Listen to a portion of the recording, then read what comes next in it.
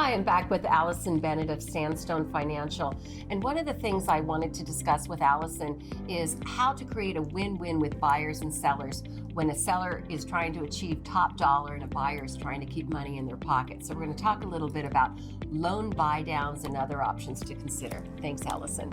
So it's important to recognize what the loan amount is to determine if you can do a buy down or not. Okay. So temporary buy downs are available for loan amounts that are under $975,000 in high cost areas such as Orange County. If the loan amount exceeds $975,000, that's considered a jumbo loan, and then you can't actually do a buy down, a temporary buy down. Okay, so what is a buy down? Okay. So if you're getting a loan under $975,000 and you're owner occupying, from what I understand, Yes, owner occupied. you can then do a buy down. What is a buy down? Right, so a buy down is where you take the 30-year fixed rate and you actually buy that interest rate down for X number of years.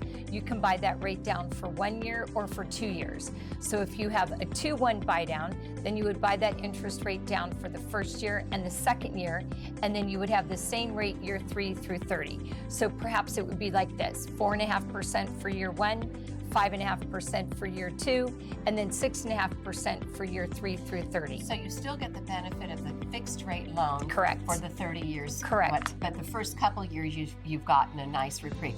How much on average, if we looked at the top dollar loan that you were talking about, would it cost a seller? It will again be dependent upon that loan amount, and the lenders look at the difference between the payment between, in this example, 4.5 to 5.5, and then 5.5 to 6.5. And then they times that by 12 months for those 2 years to determine the cost. So the cost could be anywhere between $10,000 to $20,000. Okay, but when I hear that, I think to myself, I have a seller trying to get their property sold. And it hasn't sold for whatever reason. Maybe they just need to give it an extra push. So if we offered a buy down to a client in lieu of a reduction, that actually might keep more money in my client's pocket.